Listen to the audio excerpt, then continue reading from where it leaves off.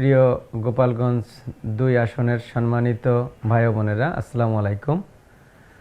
আপনারা জানেন যে আমাদের নির্বাচন ১২ই ফেব্রুয়ারি ২০২৬। তো এই ফেব্রুয়ারি নির্বাচন উপলক্ষে আসলে প্রত্যেকেরই কিছু না কিছু চিন্তা ভাবনা থাকে, ধারণা থাকে যে সে যে আসন থেকে নির্বাচন করছে সে আসনের আসলে কি করবে বা কি করা উচিত, বা কোথায় ঘাটতি আছে বা কি ঘাটতি আছে সেটা নিয়ে। তো আমি আসলে যেহেতু আপনাদের কাছে স্বতন্ত্র প্রার্থী হিসেবে উপস্থিত হয়েছি, আপনারা জানেন, আমি আগেও বলেছি এবং আপনারা জানেন আমি উপজেলা চেয়ারম্যান ছিলাম আপনাদের গোপালগঞ্জ সদর ২ আসন থেকে। তো এবার আমি সংসদ সদস্য হিসেবে আপনাদের কাছে আসছি, আপনাদের দোয়া চাই এবং আপনাদের ভোট চাওয়ার জন্য। আপনারা আমাকে ভোট দিয়ে জয়যুক্ত করবেন, আমি সেই আশা এবং বিশ্বাস করি। তাহলে আমরা ইনশাল্লাহ আশা করি সবাই মিলে ভালো থাকতে পারবো। আমি আসলে আপনাদের কাছে কিছু অঙ্গীকার করছি, যেটা আমি আপনাদের কাছে ইতিমধ্যে আমার লিফলেট বা হ্যান্ডবিলের মাধ্যমে পাঠিয়ে দিয়েছি।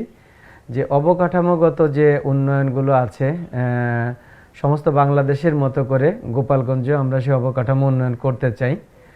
আমরা রাস্তাঘাট, কালভার্ট, ব্রিজ, আমাদের যে শহর এবং শহরের মতো করে আসলে গ্রামকেও প্রাধান্য দিয়ে আমরা সেই অবকাঠামোগত উন্নয়ন করতে চাই। এটা আপনাদের কাছে আমার একটা অঙ্গীকার। আমার শিক্ষা প্রতিষ্ঠান বলেন, মাদ্রাসা বলেন, মসজিদ বলেন, মন্দির বলেন, গির্জা বলেন, সমস্ত ধর্মীয় উপাসনালয় বা ধর্ম বা শিক্ষা প্রতিষ্ঠান, প্রত্যেকটা প্রতিষ্ঠানে আমি সমানভাবে কাজ করার চেষ্টা করব, উন্নতি করার চেষ্টা করব, উন্নয়ন করার চেষ্টা করব। এইটাও আমার অঙ্গীকারের একটা অংশ। আমি আপনারা জানেন যে গরিব এবং মেধাবী যে স্টুডেন্টগুলো আছে, ছাত্রগুলো আছে, তাদের বৃত্তি প্রদান এবং আমি এটা সরকারিভাবে যেমন ধারাবাহিকতা থাকবে, তেমন ধারাবাহিকতা থাকবে আসলে আমার ব্যক্তিগত পর্যায় থেকে, আমার ব্যক্তিগত তহবিল থেকে। আমি ব্যক্তিগত তহবিল থেকে সবসময় এই কাজটা করে আসছি। ইনশাআল্লাহ এর ধারাবাহিকতা থাকবে। আপনারা আমার জন্য দোয়া করবেন, আমি যেন গরিব এবং দুস্থ ছেলে মেয়েদের, যারা পড়ালেখা করতে চায়, যারা পড়ালেখা করতে পারে না, যাদের অর্থনৈতিক অবস্থা খারাপ, আমি তাদের পাশে থেকে তাদের সহযোগিতা করতে চাই। আমাদের আপনারা জানেন যে আমি দীর্ঘদিন যাবৎ আইসিটির ব্যবসা করি। তো সেই আইসিটির ব্যবসার কারণে আমার সারা বাংলাদেশব্যাপী তথা আমার সারা বিশ্বের অনেক জায়গায় আপনারা জেনে খুশি হবেন যে আমি এখন পর্যন্ত ইউরোপ এবং আমেরিকা সহ প্রায় ৩৫টা দেশে ভ্রমণ করেছি এই আমার এই টেকনোলজির উন্নতি দেখার জন্য, কিভাবে কারা কাজ করতেছে, কিভাবে কাজ করা যায় এবং বাংলাদেশের উন্নতি করা যায়। আমি সেই টেকনোলজি নিয়ে কাজ করি এবং আপনাদের সহযোগিতা পেলে আমি আপনাদের সন্তানদের কিভাবে টেকনোলজিতে আরও আপ করা যায়, আরও ভালো করা যায়, আরও গ্রো করা যায়, আমি সেই চেষ্টাটা করে যাব এবং করব, যেহেতু আমি এটা জানি। আমাদের কৃষি খাতের কথা যদি আমি বলি, কৃষিতে আসলে আমরা যে টেকনোলজিটা ব্যবহার আসলে একেবারেই নাই বললে চলে আমাদের বাংলাদেশে। বিশেষ করে আমি গোপালগঞ্জে আমাদের টেকনোলজির কোনো ব্যবহার আমি দেখি নাই কৃষিতে। তো আমি আশা করি এবং বিশ্বাস করি আমাদের কৃষি সম্প্রসারণ বিভাগ যেটা আছে তাদের সমন্বয়ে আমি আমাদের গোপালগঞ্জে কৃষিতে উন্নয়ন এবং বিপ্লব ঘটানোর চেষ্টা করব এবং এটার খুবই ভালো সুযোগ আছে। এবং আপনারা জেনে খুশি হবেন যে এই টেকনোলজিতে এরকম অবস্থা আছে যে আমরা এখন যে ফলন পাচ্ছি তার অর্ধেক খরচে ডাবল ফলন করা সম্ভব। তো আমি সেই কাজগুলোও করব। আমি যদি মনে করি যে গোপালগঞ্জে আমাদের প্রায় ১ লক্ষের অধিক বেকার আছে, আমি এই বেকারদের কর্মসংস্থানের জন্য কাজ করব। বেকাররা যাতে বেকারত্ব দূর হয় এবং আমাদের এখানে কলকারখানা করার মতো যথেষ্ট জায়গা আছে গোপালগঞ্জে, শিল্প কলকারখানা করার মতো যথেষ্ট জায়গা গোপালগঞ্জে আছে। তো আমরা সেরকম শিল্প কলকারখানা করে ইনশাআল্লাহ আমরা আশা করি আমরা বেকারত্ব দূর করব।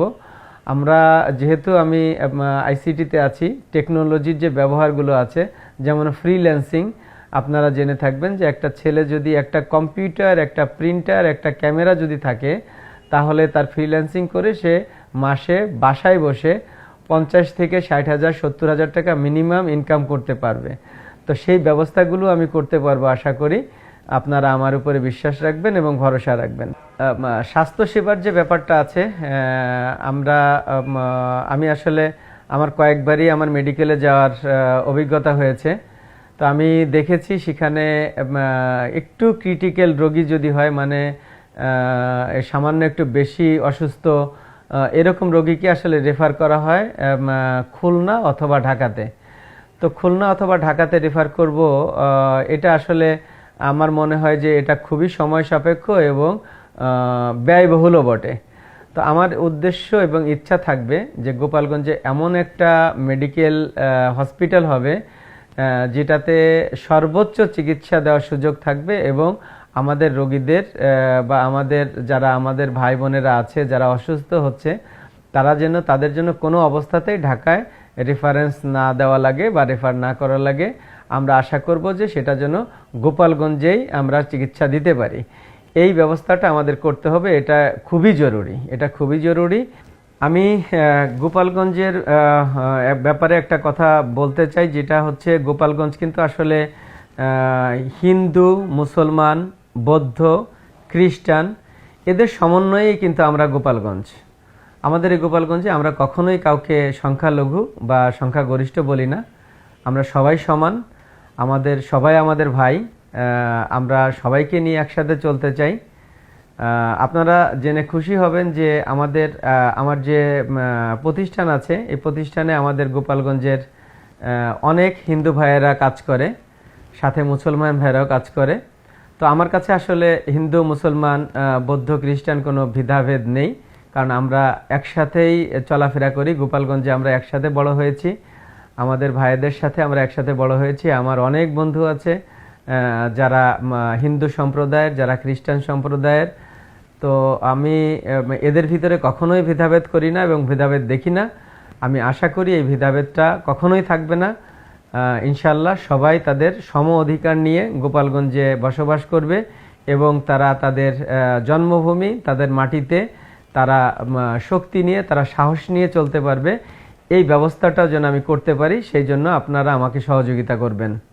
তো আমি আসলে বলার তো শেষ নেই। আমি আপনাদের উদ্দেশ্যে আরেকটা কথা বলবো, সেটা হচ্ছে যে আমরা যখন নির্বাচন করব, আমাদের নির্বাচনী ক্যাম্পের পাশে আমাদের একটা বুথ থাকবে, যে বুথে আপনারা কি চান এরকম একটা বাক্স থাকবে আমাদের ওখানে। আপনারা সেই বাক্সে আপনাদের লেখাগুলো ফেলতে পারবেন। তাতে আমরা পরবর্তীতে আপনাদের চাওয়ার উপর ভিত্তি করে আমরা কাজ করব। ইনশাল্লাহ আশা করি যে আমরা সেই কাজগুলো করতে পারবো এবং আপনাদের প্রত্যেকের আশার প্রতিফলন ঘটানোই থাকবে আমার আসলে মূল উদ্দেশ্য, আমার স্বপ্ন এবং আমার বাস্তবতা দিয়ে আমি পরবর্তীতে আপনাদের সামনে দাঁড়াবো এবং আপনাদের কাছে বলবো যে আপনারা যেটা বলেছিলেন আমি সেটা করার চেষ্টা করেছি ইনশাল্লাহ। তো এই হলো আমার কথা। আর সর্বশেষ আমি যেটা বলবো আমার তরুণ ভাইদের উপলক্ষে, তরুণ ভাই বা বোনেরা আছেন যারা, তাদের উপলক্ষে বলবো যে টেকনোলজি আসলে ভবিষ্যৎ। আপনারা টেকনোলজির দিকেই এগোবেন। আমার মনে হয় যে আমরা টেকনোলজিতে যদি ভালো করতে পারি, আমরা সব কিছুতে ভালো করতে পারবো, সব কিছুই ভালো হবে এবং সব কিছুর সমাধান সেখানে আমরা পাবো। আমাদের অর্থনৈতিক মুক্তি আসবে, আমাদের রাজনৈতিক মুক্তিও আমরা মনে করি আসবো, কারণ টেকনোলজি আপনাকে সমস্ত ভালো কিছু প্রমাণ দিয়ে দিবে, ভালো কিছু সমাধান দিবে, সব কিছু সমাধান দিবে আশা করি।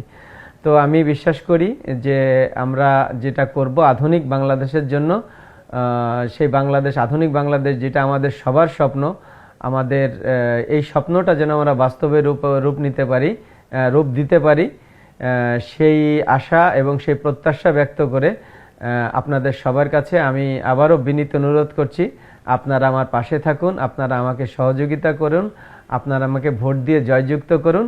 তাহলে ইনশাল্লাহ আমরা সবাই মিলে আমরা গোপালগঞ্জের উন্নতি করব। আমি একা না, আমরা সবাই মিলে গোপালগঞ্জের উন্নতি করতে চাই।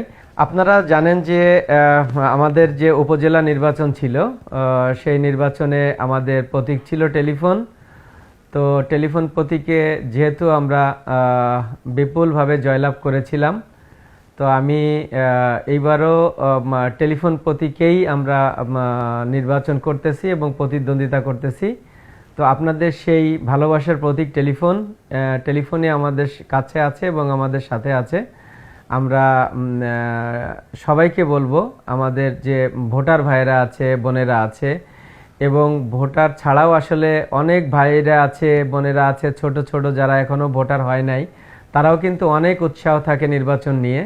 তো আমি তাদেরও সবাইকে বলবো যে আমাদের মার্কা টেলিফোন, আমাদের ভালোবাসার মার্কা টেলিফোন। আমরা সবাই টেলিফোনের জন্য কাজ করব, আমরা টেলিফোনে ভোট দিব, টেলিফোনে জয়যুক্ত করব, টেলিফোনকে জয়যুক্ত করে আমরা বাড়ি ফিরব এবং আমাদের উৎসাহ এবং আমেজ ধরে রাখবো ইনশাআল্লাহ সব সময়। আমি একটা কথা শেষ বলতে চাই, উই গ্রো টুগেদার, অর্থাৎ আমরা সবাই একসাথে ভালো থাকতে চাই এবং বড় হতে চাই। আপনাদের সবাইকে ধন্যবাদ। আসসালামু আলাইকুম। সবাই ভালো থাকবেন, সুস্থ থাকবেন।